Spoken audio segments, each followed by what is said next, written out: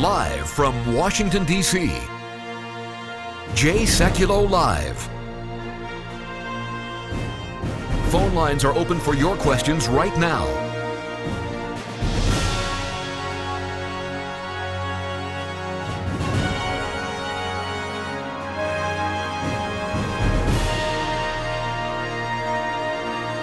And now, your host, Jordan Sekulow. Welcome to Sekulow Live. This is Jordan Sekulow. This is a special episode. We really want to showcase our fight for life. You know, the abortion industry has gone out of control. The laws in New York, the governor in Virginia and his statements.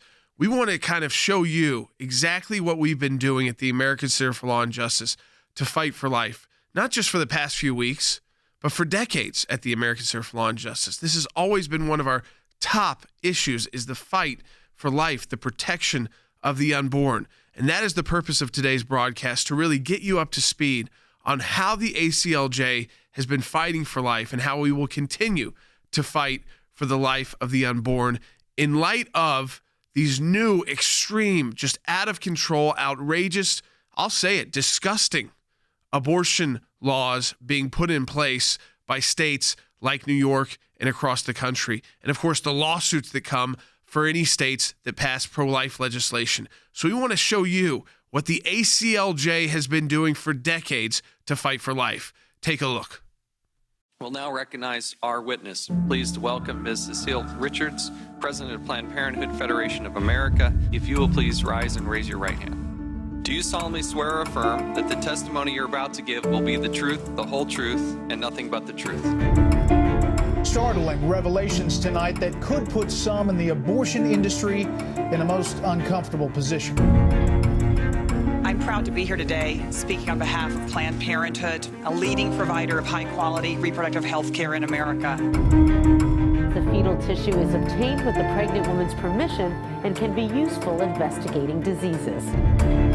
Planned Parenthood has been in the news recently because of deceptively edited videos released by a group that is dedicated to making abortion illegal. Planned Parenthood's Senior Director of Medical Services says prices per body part specimen would likely range from $30 to $100. The outrageous accusations leveled against Planned Parenthood are offensive and categorically untrue.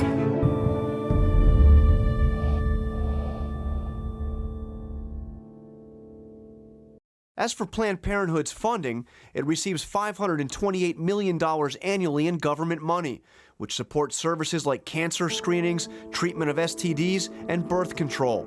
The group also performs abortions, but by law, none of the federal money it receives can go to abortion. The idea that we give taxpayer funds to Planned Parenthood is absurd. They argue, well, those funds aren't used for abortion. But what it does is free up $500 million a year to be used for their other issues. And what's that? Usually fighting us in court. So we're funding them to fight us in court while we're going after their abortion practice. So the fact of the matter is, it may not pay for abortions per se, but it gives them a way to move the money around. It's a shell game. After the videos were made public, I heard from friends and constituents of mine who for years had given money to different organizations thinking that they were supporting health care for indigent individuals, and found out that what had happened was, in the instance of Planned Parenthood, they basically had become an abortion service. The challenge is with a Planned Parenthood that so much of their business is health care. A lot of these dollars will go to support other aspects of Planned Parenthood when they still stand alone as the single largest provider of abortion in the country. They're dismembering these children in utero and then selling body parts. Look at what ISIS is doing. Cutting off the heads of Christians and others that don't agree with them. Dismembering people. Call it whatever you want. It's called barbarism. And it's caused millions of Americans who have never really thought about this before to begin to think, you know, I don't want my tax dollars going there. Americans should not subsidize with their tax dollars or be compelled to be able to give money towards an organization that they find absolutely abhorrent. and towards a practice that they find absolutely abhorrent.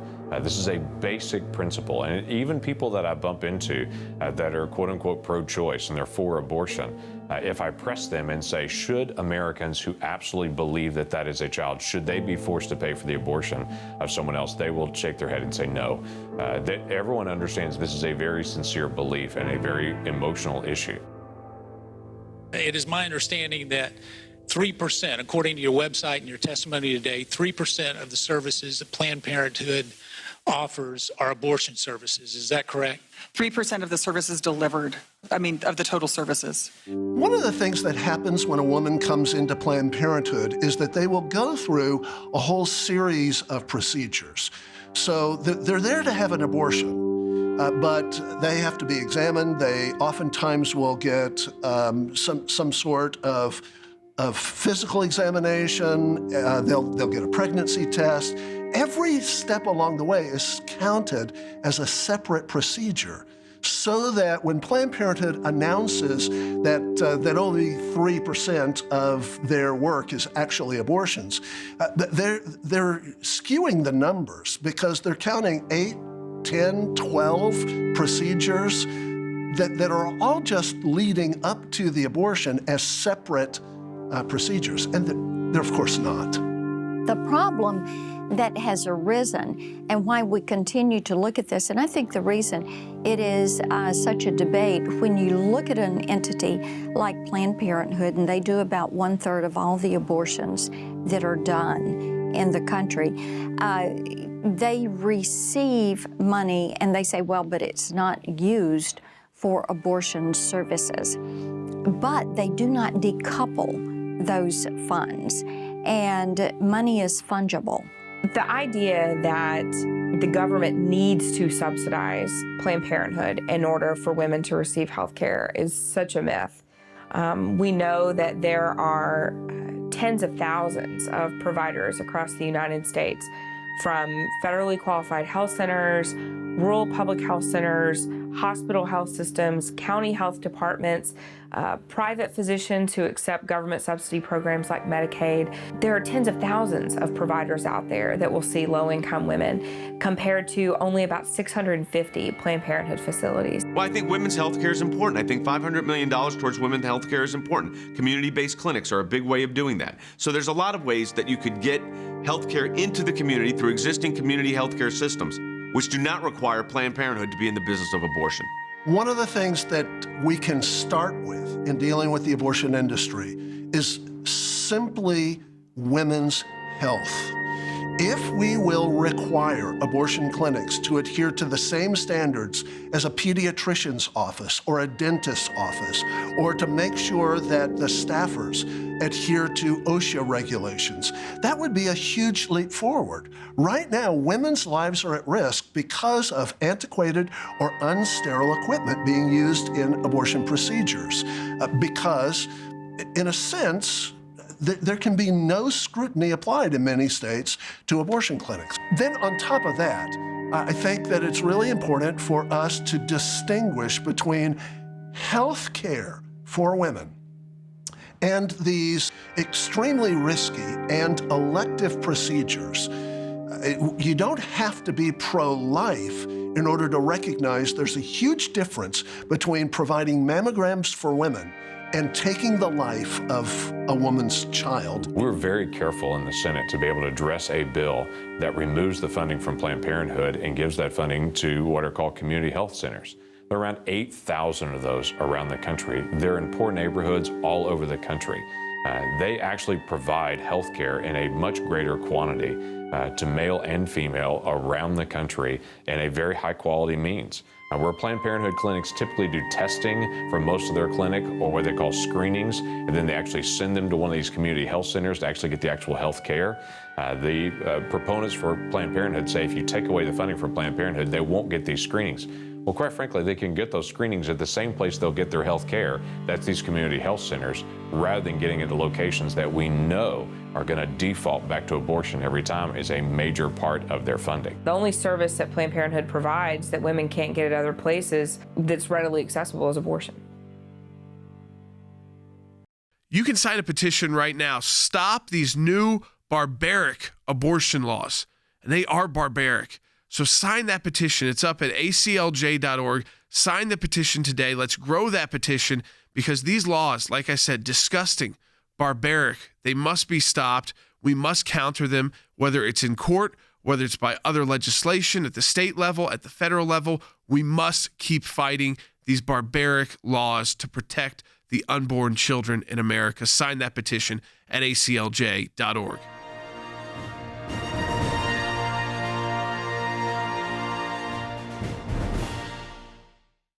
The state of New York just passed one of the most barbaric abortion laws in U.S. history, essentially making it legal to abort a baby at any stage of pregnancy up to the moment of birth. It even removes legal protections for babies born alive from botched abortions. Now, other states are trying to do the same thing. At the American Center for Law and Justice, we've assembled our team to fight back. We're preparing to send Freedom of Information Act letters in an effort to expose exactly how involved Planned Parenthood and the abortion industry were in pushing this new law forward. We're looking at every possible way to challenge the New York law. We're mobilizing to ensure that these laws cannot be used to target pro-life doctors and nurses and force them to perform abortions.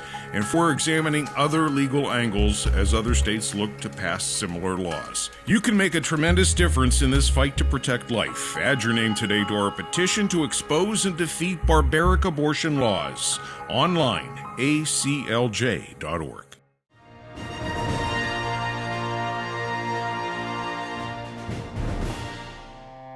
And abortion is presented as the easy alternative, the painless alternative to eliminate the problem. What the data is showing, what the medical research is showing, that it doesn't end the problem at all. While it does terminate the life of the unborn child, there have been traumatic impacts from that abortion, and it's heart-wrenching. And these are women that are now my age, almost 60 years old, sharing stories that happened to them 40 years ago at Planned Parenthood clinics where they're crying over their abortion. They've had families since then, but the trauma of the abortion doesn't end. What they don't tell you when you're getting your abortion is what's going to happen the day after, when you walk out the doors. They don't prepare you for the physical pain, the emotional pain, the spiritual pain, the mental anguish. I pretended I was fine, but I wasn't fine. I'm a woman who got pregnant. When a woman gets pregnant, their motherly instincts just kick right into gear. It's how we're wired, it's how we're created, and I short-circuited mine. And there was a hole, there was a darkness, there was a loss, and I knew it was a loss, and I felt that. And I carried that with me for a very, very, very long time. I mean, I'll be honest, I still carry it with me. I mean, I still have to sit here and go, I took 2 lives. I'm sorry, I don't believe any woman can have an abortion and not have scars from taking the life of her child. Women are uniquely made to give life, and when we destroy that life within us, we destroy part of ourselves. And it was just that sick, twisted way. You see that woman on television even today who's angry, who says, abortion is the best thing that ever happened to me, but she's saying it through clenched teeth and clenched fists. She's not saying abortion was the best thing that ever happened to me. So I think it's that defense mechanism that kicks in that tries to find a way to justify the most horrible thing anyone could possibly do to themselves. And I think that we just don't want to face the lie because we know. And I think if you ask any woman that's ever killed her baby, she'll tell you, I knew. We've got to be problem solvers. We have to have resources available to help these women. Gosh, I can't even tell you how many pregnant women we've had live in our home with us because their parents kicked them out, because they were already homeless, because, their boyfriend left them, whatever, and they couldn't afford their rent. I mean, that's what we have to do in the pro-life movement. We have to not just say that we are pro-life, we have to actually be pro-life. We have to live as pro-life people. We have to make sacrifices for these women and their children. We have to get uncomfortable to do everything we can to promote a culture of life. And no matter the cost, no matter the inconvenience for us, we have to show these women that there is a better way, that there is a better option, and that we are willing to be there to help them find it. We have to deal with it economically, because even those of us that are pro-life are well aware that if all we do is change the law and do not provide the kind of economic support system, and beyond that, the kind of human support system that pregnant women need, that you're going to end up with people going underground to have abortions.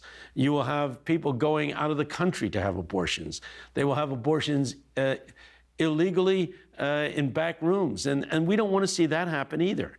So we've got to, in fact, have what I would call a holistic pro-life approach. We need to deal, on the one hand, with the legalities of the issue. We also have to deal with the economic factors. You got to explain the humanity of life. You got to reach the heart of people to understand we're defending the defenseless, and we've got to have heart to do that. We have to have heart while their heart's being sold. I mean, that's part of what's going on. Think about that. We want to have the life in our heart to protect these children while their hearts are literally being sold. That's one thing. Number two, you got to litigate. You know, we've been successful against Planned Parenthood in federal court. Not every time, but often. And sometimes in big ways, most recently in a very big way. And then you got to go to Capitol Hill. I mean, laws have to change. You got to move people's hearts, minds, and soul. And part of the mind moving takes place in Washington, D.C. And we've got a very active Office of Government Affairs that's very involved in this issue. And we're going to continue to push. And we're working with Congresswoman Blackburn and Congresswoman Black to make sure that women understand what's happening and that those children are protected. I believe the best way to reach a woman who is considering an abortion is to get to her before the abortion even occurs. So we have a lot of pregnancy centers in the United States, and that's fantastic. But we need to grow the pregnancy center movement. And I don't mean, plopping down new pregnancy centers. What I mean is growing the services from inside the pregnancy centers that we already have. I think all of the things that have marked the pro-life movement in the past need to continue. Praying at abortion clinics is powerful and effective. I think that crisis pregnancy centers are the soft underbelly of the entire movement, and we need to be supporting our crisis pregnancy centers. So if we can make pro-life medical centers, pregnancy centers, the first point of contact, women will be less and less likely to ever enter a Planned Parenthood facility. I love the idea of portable ultrasound vans that go to high schools and that are parked outside of highly trafficked abortion clinics. They go to where abortion-minded women would be, beachfronts, college campuses, around clinics, and they just park in their presence. And as they see women going in to clinics, they, stop them, introduce themselves, tell them what they're about, and majority of women, they're like, yeah, I want to see my baby, because that's what they asked them. Do you want a free ultrasound? The latest numbers now is 4 out of 5 women who board a stork bus who see their babies on the ultrasound choose life for their babies. I believe when women are empowered to see that baby in their womb and know the truth of what they're about to do, that women choose life.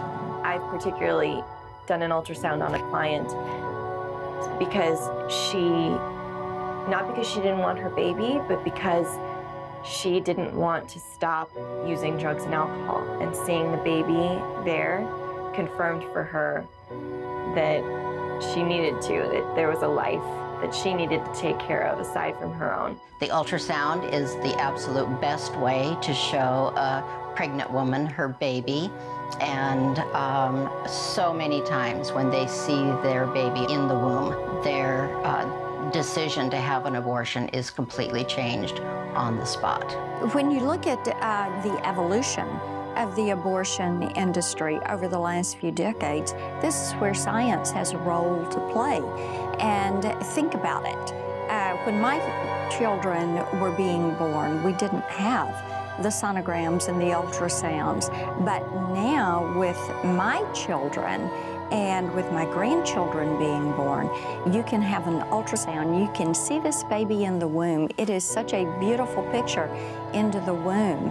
And you look at those pictures and you try to figure out, okay, who does he or she look like? And then you start arguing over the names and have the great debate about what the baby is going to be named. So science has changed that. And that is something that we should hold on to and lock into. And it has helped to change the attitudes of so many women who are in my age group, who came through college in the 70s and heard all of that from the Now Gang and from women's rights, and now their children are having children, and they're going, wait a minute, this is a baby. You can sign a petition right now. Stop these new barbaric abortion laws. And they are barbaric. So sign that petition. It's up at aclj.org. Sign the petition today. Let's grow that petition, because these laws, like I said, disgusting, barbaric, they must be stopped. We must counter them, whether it's in court, whether it's by other legislation at the state level, at the federal level. We must keep fighting these barbaric laws to protect the unborn children in America. Sign that petition at aclj.org.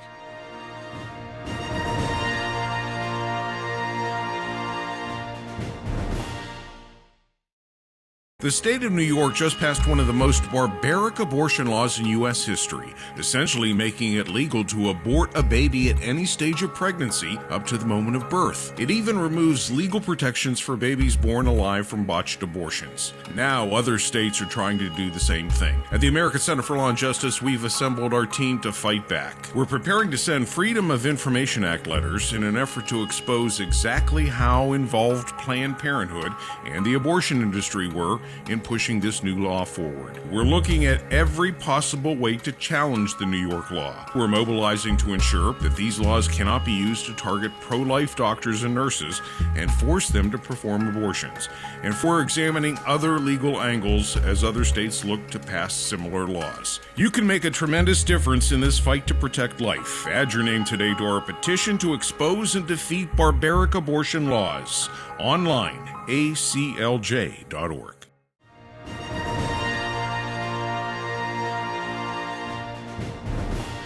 I think the staff told me there were about 300,000 abortions last year in the United States. Is that approximate? About 300,000 at Planned Parenthood. At Planned Parenthood? That's correct, sir. What's the total in the United States? I think it's about 1 million.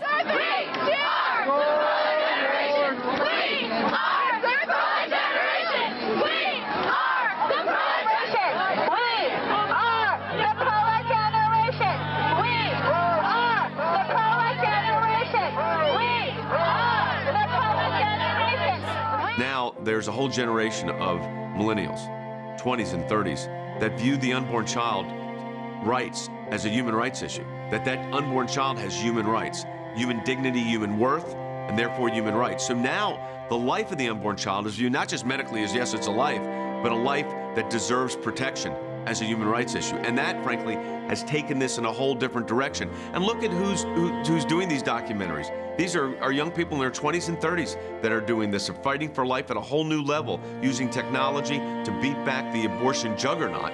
And they're doing it successfully. We've got a whole group of young lawyers that are defending them. And our job as more senior lawyers is to make sure that we're training this next generation of lawyer to continue this fight for life. This is an intergenerational conflict. So you've got to prepare generations to deal with this. But I actually think we're winning this. This is one of the social issues we're winning.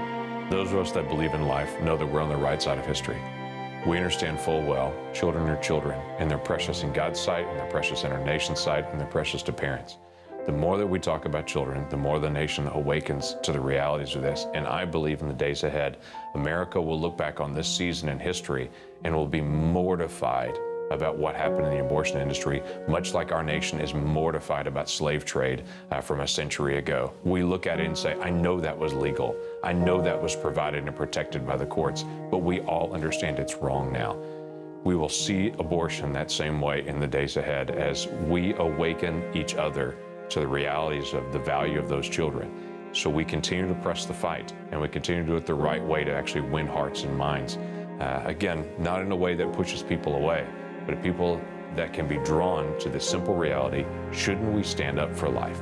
Shouldn't we do that most basic thing as a culture? And I think we'll win it. It's a humanity issue, but it's a moral issue. It's wrong to kill another human being. And there are laws that govern that outside the womb. The problem is there's no law protecting that unborn baby. And that's what I would love to see changed. I think that every single human being's life is worth preserving, is worth protecting. I believe that justice demands that we stand in the gap for the helpless.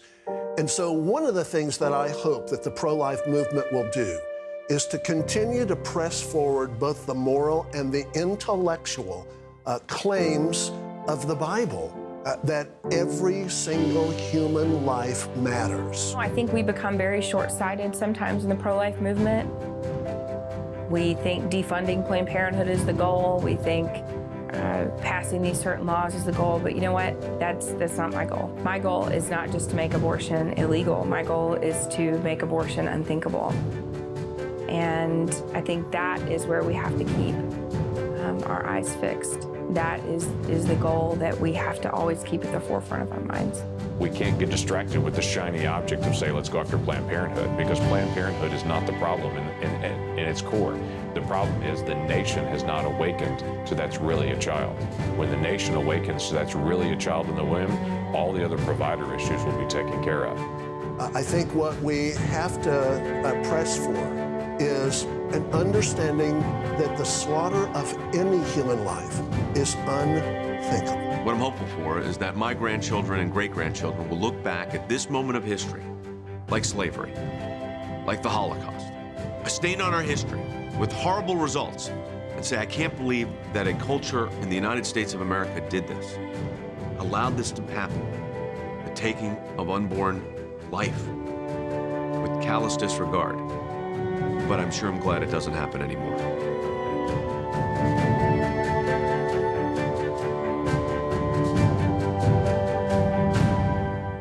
At the ACLJ, we always give you an option to get involved. We always give you an action item, something you can do proactively, not just to learn about issues, but to get involved in issues. And we've got a petition up to stop these barbaric new abortion laws. Sign the petitions. They have an impact. Letting your voice be heard has an impact. Speaking up has an impact. The pro-abortion industry and their political allies have picked this battle. They started this battle with passing even more extreme abortion laws. We've got to fight back. Go to aclj.org, sign the petition today to stop these new barbaric abortion laws. We will talk to you next time on Sekulow Live.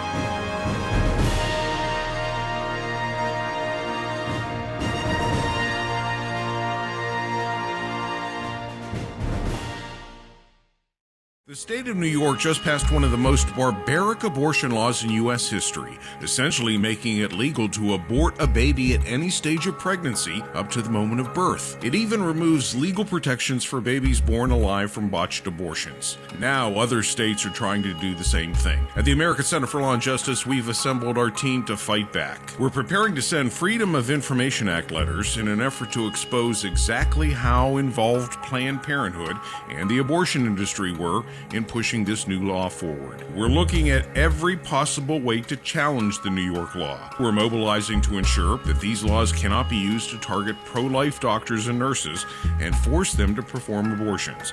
And we're examining other legal angles as other states look to pass similar laws. You can make a tremendous difference in this fight to protect life. Add your name today to our petition to expose and defeat barbaric abortion laws. Online, aclj.org.